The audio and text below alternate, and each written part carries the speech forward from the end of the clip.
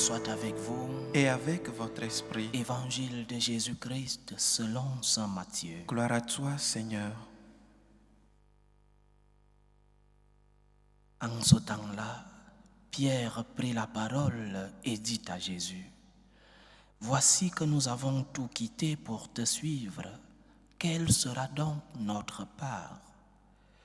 Jésus leur déclara: Amen, je vous le dis, lors du renouvellement du monde, lorsque le Fils de l'homme siégera sur son trône de gloire, vous qui m'avez suivi, vous siégerez vous aussi sur 12 trônes pour juger les 12 tribus d'Israël. Et celui qui aura quitté à cause de mon nom des maisons, des frères, des sœurs, un père, une mère, des enfants ou une terre, recevra le centuple et il aura en héritage la vie éternelle. Acclamons la parole de Dieu. Louange à toi, Seigneur Jésus.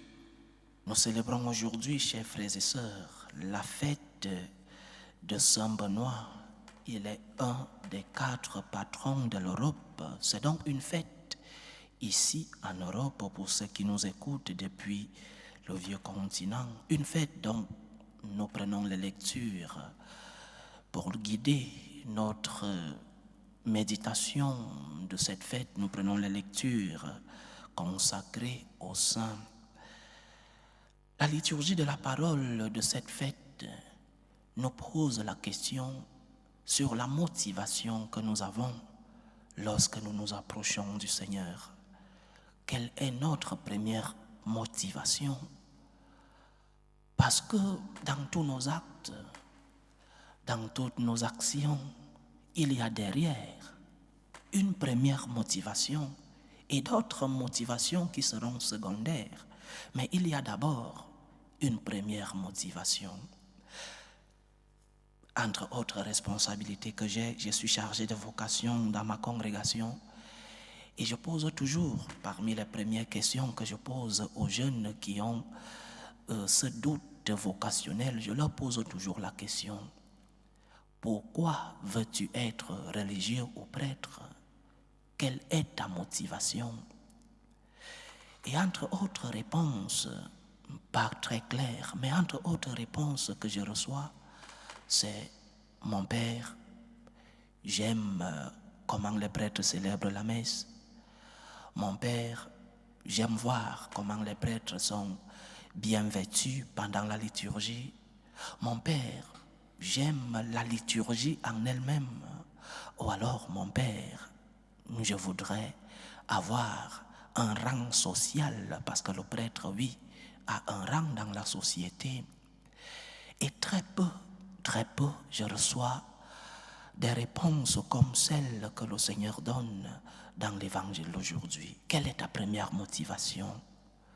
Qu'est-ce qui t'amène à la recherche de Dieu? Non seulement comme vocation à la vie religieuse et sacerdotale, mais aussi vocation comme laïque.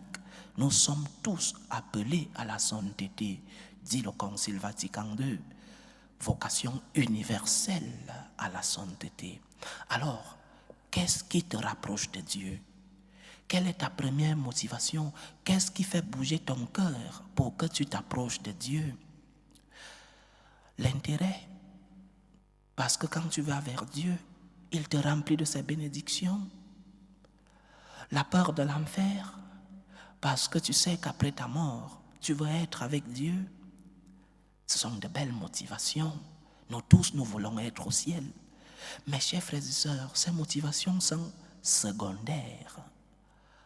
Quelle doit être ta première motivation lorsque tu te rapproches de Dieu? Quelle doit être ta première motivation lorsque dans ta chambre, tu te mets à genoux pour prier le Seigneur? Quelle doit être ta première motivation lorsque tu t'engages à aller à la messe le dimanche ou lorsque tu t'engages à allumer ton écran et voir la messe en ligne? Quelle est ta première motivation? La recherche de l'intérêt? Aller vers le Seigneur seulement pour recevoir? Seulement pour lui présenter tes supplications, tes misères, tes péchés, tes problèmes, tes souffrances? Quelle est ta première motivation? Pour nous les chrétiens, pour nous surtout franciscains de Marie, nous enseignons que la première motivation qui doit te faire bouger, la première motivation qui doit te faire aller vers le Seigneur, c'est la motivation de l'amour, c'est la motivation de la gratitude. Je vais vers Dieu parce qu'il m'a aimé en premier. Je vais vers Dieu parce que je reconnais que je lui dois ce qu'il m'a déjà donné. La première motivation donc, dans toutes les vocations, la vocation à la vie religieuse et sacerdotale, mais aussi la vocation de tout chrétien, tous ceux-là qui veulent s'approcher du Christ, ta première motivation, c'est Seigneur, tu m'as déjà tout donné, tu m'as aimé en premier, et moi, je dois en reconnaissance, par gratitude pour ce que j'ai déjà reçu de toi, je dois te donner ce cœur que tu mérites de trouver en moi. Je dois te reconnaître comme mon Dieu et mon Sauveur. Voilà la première motivation qui doit nous faire bouger, chers frères et sœurs, dans notre relation avec Dieu. Si nous mettons l'intérêt au-dessus de toutes les motivations, ou alors si nous mettons la peur, la crainte de l'enfer, alors nous n'avons pas compris la foi que nous pratiquons. Nous n'avons pas compris que le Seigneur est venu dans notre monde. Il est entré dans notre histoire par amour. Il est entré dans ton histoire personnelle par amour. Hier, nous lisions l'évangile de l'appel des 12 apôtres. Le Seigneur entre dans chacun de nous, dans ton histoire personnelle. Et tu dois avoir avec lui une relation personnelle et quotidienne d'amour. Chers frères et sœurs, si c'est l'intérêt qui te fait aller vers le Seigneur, alors tu as encore le temps de changer cette motivation. Ce qui doit te faire bouger, ce qui doit t'amener vers le Seigneur, ce qui doit être le moteur de ta relation avec Dieu, c'est l'amour que tu dois à Dieu. Aimer pour un chrétien n'est pas une option, je le dis toujours. Aimer pour un chrétien, c'est un devoir. Et le premier devoir en amour, c'est d'aimer celui-là qui nous a aimés en premier, Dieu. Ne va pas vers Dieu seulement lorsque tu vis des moments de trouble. Ça, c'est de l'intérêt, la recherche de l'intérêt. Ne va pas vers Dieu seulement lorsque tu vas demander. Va vers Dieu parce que tu sais qu'il t'attend.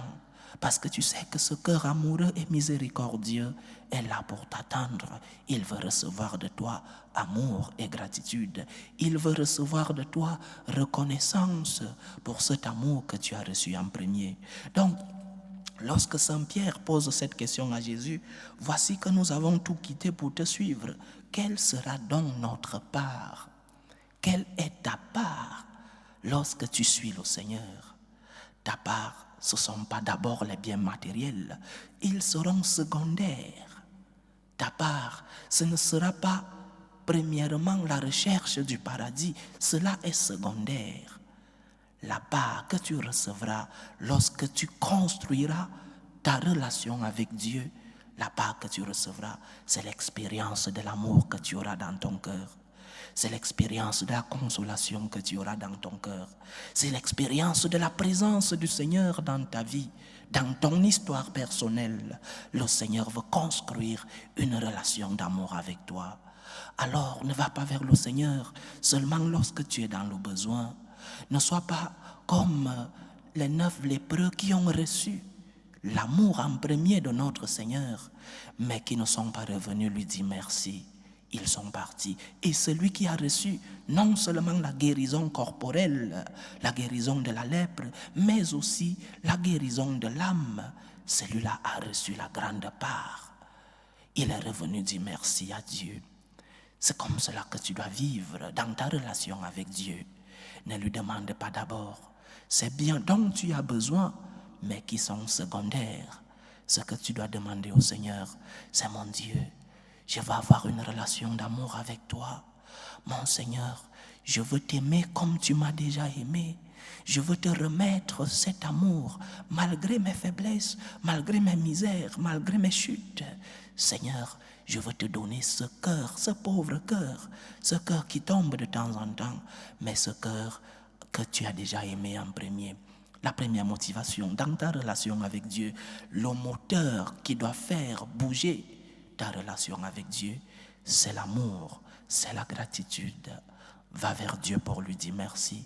Va vers Dieu parce qu'il t'a aimé en premier et qu'il a le droit de trouver en toi un cœur qui aime, un cœur qui l'aime aussi en premier et un cœur qui aime son prochain par amour pour Dieu. Que Dieu nous aide à changer nos motivations, que Dieu nous aide à être des amoureux de lui, que le Seigneur nous aide à chercher la grande part, la part la plus importante, celle d'être avec Dieu ici sur la terre et expérimenter l'amour de Dieu ici sur la terre. C'est en cela que tu recevras les secondes parts, les secondes motivations, les biens que tu demandes au Seigneur. Si tu n'as pas une relation d'amour avec lui, ne te trompe pas, tu ne les auras pas. Les biens que tu demandes au Seigneur, si tu n'as pas construit une relation basée sur la gratitude avec lui, ne te trompe pas, le Seigneur ne te le donnera pas. Un cœur plein de gratitude reçoit encore plus. Un cœur qui sait reconnaître la bonté du Seigneur, un cœur qui sait aimer le Seigneur, c'est un cœur qui reçoit plein de bénédictions. Dans la tradition franciscaine, il y a une anecdote qui dit qu'un jour, dans cette petite maison, la portioncule que Saint François d'Assise a construite, un jour il est entré et a trouvé des personnes en train de prier. Et comme le Seigneur lui avait donné le don de voir ce que les gens demandaient dans leur cœur, il s'est rendu compte, le Saint, que les gens n'étaient que là pour demander. Ils étaient devant Dieu seulement parce qu'ils cherchaient un intérêt. Et Saint François d'Assise, attristé, affligé, sortit de cette petite case en criant « L'amour n'est pas aimé ». Nous n'aimons pas l'amour. L'amour qui est Dieu, nous ne l'aimons pas. Nous allons vers lui seulement à la recherche de l'intérêt. Change ta motivation. Change le moteur de ta relation avec Dieu. C'est en cela que tu recevras, comme le dit l'Évangile d'aujourd'hui, comme le dit le Seigneur, tu recevras au centuple ce que tu demandes à ton Dieu. Loué soit Jésus-Christ. À jamais.